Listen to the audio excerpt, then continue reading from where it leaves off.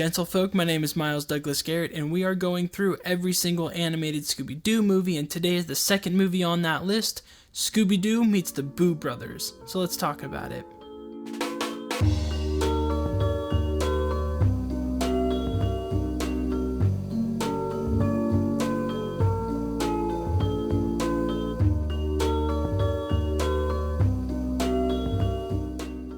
This film recounts the time that Shaggy inherited a southern plantation from his uncle, so he, Scooby, and Scrappy take a trip down to find out that Shaggy's uncle left him clues that led to an enormous treasure of gold and jewels.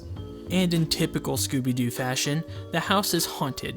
So in order to get rid of the ghost, Shaggy calls the Boo Brothers, who are ghost exterminators, who also happen to be ghosts.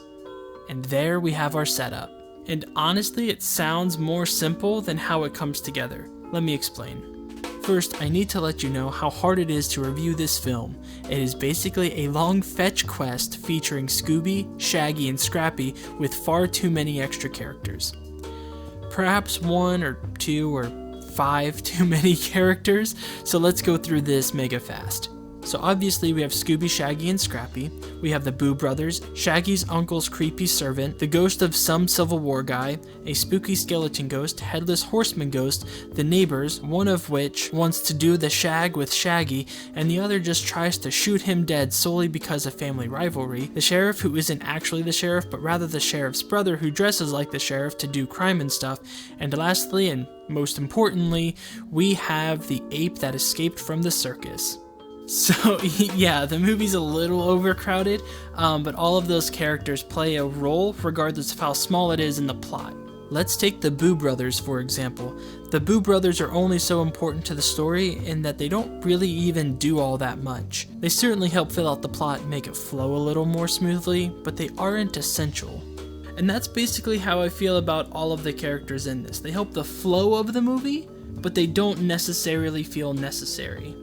And if I'm being totally honest, the film feels like it should be almost over by the halfway point. And the film just ends without any solid resolution, not in like a leave them wanting more kind of way, but rather in a we ran out of time to animate a few scenes in the third act kind of way. And yet, despite everything, it comes together as a fun Halloween special. So I know I talked a lot about the problems in this film, but the film is completely atmospheric from beginning to end.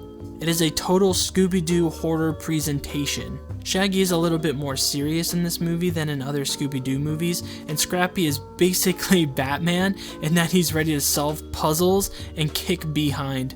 And Scooby is easily still one of the most iconic characters in animation history. Also, I need you to know that this film starts off with an incredible banger sung by the June Foray. If you don't know who she is, I promise that you do. This song slaps and it needs to be everywhere in every Halloween playlist. I have a link to the actual song down below. I highly recommend listening to it, if nothing else.